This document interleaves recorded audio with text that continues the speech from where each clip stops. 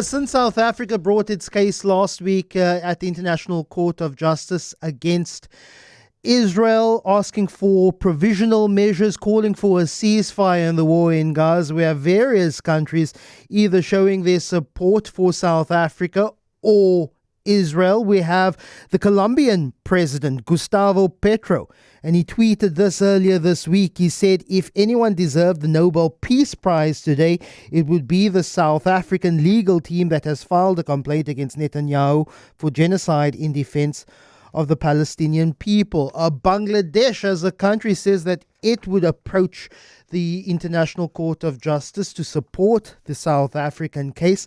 And this comes after Germany, who say they reject South Africa's case. They have offered to make representations to the International Court in support of Israel. After Germany made that announcement, the Namibian president and the presidency slapped down Germany. In a statement, the country's president, Hage Geingob, said Germany could not, and I quote, morally express commitment to the United Nations Convention Against Genocide, including atonement for the genocide in Namibia. He said that the German government has yet to fully atone for the genocide it committed on Namibian soil. Of course, the first genocide of the 20th century in Namibia. Something between 70,000 to 100,000 Herero and Nama people being killed between 1904 and 1908. Nandiuasora Mazeingo is the director of the Ovaherero Genocide Foundation. Your thoughts on your country's president's statement with regard to Germany and the Herero genocide, the first genocide of the 20th century? Good morning. Yes, good morning, and thank you for having me and really giving me the opportunity to speak to your audience and the world. Yes, indeed. We've been following the events of the last few days, obviously, as of Herero and Nama people, because genocide or redress for our genocide has really been our struggle for the last I can't even begin to count. More than it's now a struggle that goes for over 100 years. In fact, this year it will be 120 years since that genocide, the German genocidal campaign of 1904, actually began in our territory. In what was then called Herero land and Great Namaqualand, the land of the Hereros and the Namas, which later on became much of what the modern world today knows as Namibia. So it is a genocide that was committed right next door to South Africa, right on the territory of Namibia. So when you ask me what are our feelings or what do we think about what the Namibian state is saying today, honestly, what I can only say is that yes, we welcome what they're saying because it is what they should have been saying all along. Of course, there is a temptation to say chickens coming home to roost. Because all along we've been fighting, we've been demanding justice for the Germans, and the Namibian government is the one that, in our view, have been shielding the German state, signing up to a document really with the German state that doesn't solve our issues, because that genocide to us as of Herero and Nama people is not just history, it remains present-day reality. For us as of Herero, we lost 80% of our people. They were put down through a deliberate, targeted act of the state of Germany, of Imperial Germany, where an extermination order was signed to say all of our Herero people must be killed. The same thing happened in respect of the Namas. 50% of the Nama people were decimated. A deliberate decision, state policy was actually, proclaimed to say Hereros and Namas should not own cattle, should not own land. They should not live in Namibia. And they should all be killed, and those who survive should be exiled to other countries. And that is why today you have sizable diaspora and communities of Ovaherero in Botswana and South Africa, Ovaherero and Nama in Botswana and South Africa. And so while we join the rest of the world in really commending South Africa and saying, it is a great job that they are doing, we also want to remind them that right next door, there is a genocide, the first of the 20th century, and that genocide has not been addressed. So, and they have populations within South Africa of Ovaherero and Nama people who today cannot speak their language, who today cannot, they have lost their culture, they have no right of return to Namibia, which is their ancestral home. All of these things happened because of a genocide perpetrated by Germany more than 120 years ago. What is these two countries? What is currently the state of play when it comes to the German acknowledgement? President Hage Geingob says that Germany has not atoned for the genocide in Namibia. That Germany has not just... There isn't a full recognition, even though I think it was in 2021, Germany agreed to pay Namibia, I think it was 1 billion euros to officially recognize the Herero and Nama genocide.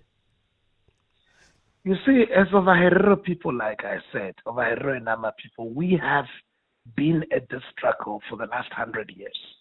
And when it gained momentum, really, which is the last 20 or so years, and by the way, we've been doing this on our own, with no government, even our own government here, actually lifting a finger to support us.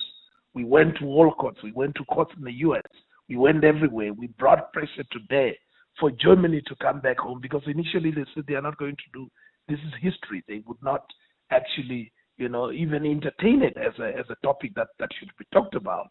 But after we went to different places demanding justice, exposed them at the international level, they came back to Namibia, and then this is the point at which the Namibian government actually grabbed the matter and took it out of our hands and excluded us from all the talks that they've had with the Germans.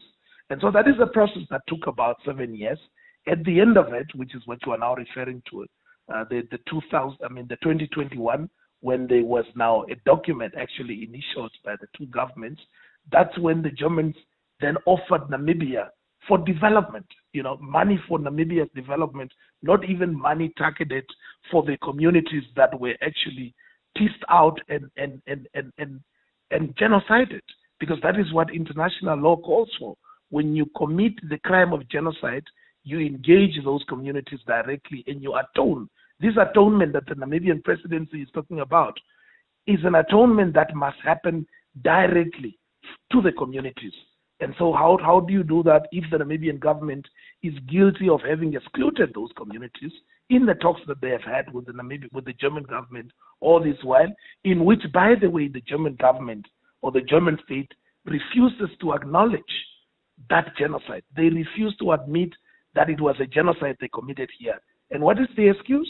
The excuse is that apparently at the time of Germany committing that crime in Namibia, or in Ovaherero and Great Namakwaland, as these sovereign polities or sovereign states were actually called by then, the Germans are saying by that time we had not assumed the requisite human status or human rights to be protected by laws of civilized nations. We were not protected by the laws as they were then in Europe, So Germany cannot admit guilt to a crime and its accrued legal culpabilities, because genocide essentially is a legal construct. So if you admit guilt to it, it means you have to pay the penalty. And the penalty that is globally agreed for it is reparations. So that is why Germany says, if you look at that crime from today's perspective, because apparently these black people have now suddenly become human beings, so now they have rights. If you look at it from today's perspective only, it is a genocide. But back then, it was not a genocide. So that language is in a document that Germany have agreed to with Namibia. So it means Namibia agrees that at the time we were killed, we were not human beings, and so therefore Germany is not guilty, and therefore Germany can offer whatever it wants, which means it's a $1 billion spread over $1 billion Namibian dollars, which is equivalent to South African rent. So which means it's that money spread over 30 years. That is what apparently they want to give to the Namibian government, not to us as communities. Is the Namibian government then hypocritical? It's 1.1 billion euros is a lot of money, but you're saying that the Namibian government should not have entered into that agreement with Germany, saying... You see, what is a lot of money when $1.1 billion spread over 30 years? It is money that apparently the Germans would offer the Namibian state, not the targeted, not the genocided communities, the people whose communities have been devastated, the people who lost 80% of their people, the people whose land today is stolen back then. 80% of it remains in the hands of grandchildren of those who stole it from our grandparents. German settler descendants, and by the way, because Germany lost this colony when she lost the First World War in 1915, so we were then given to Britain, which and as such had to be administered by South Africa on behalf of Britain, and this is how apartheid South Africa got involved. So the Afrikaner children also got involved in the loot of our land. Today, that is the picture. That is the picture in terms of land ownership patterns that you get here. So still 80% of our land is gone. Nandiuasora Mazeingo, unfortunately having to leave it there, but really appreciate your time and thoughts. Director of the Ovaherero Genocide Foundation in Namibia.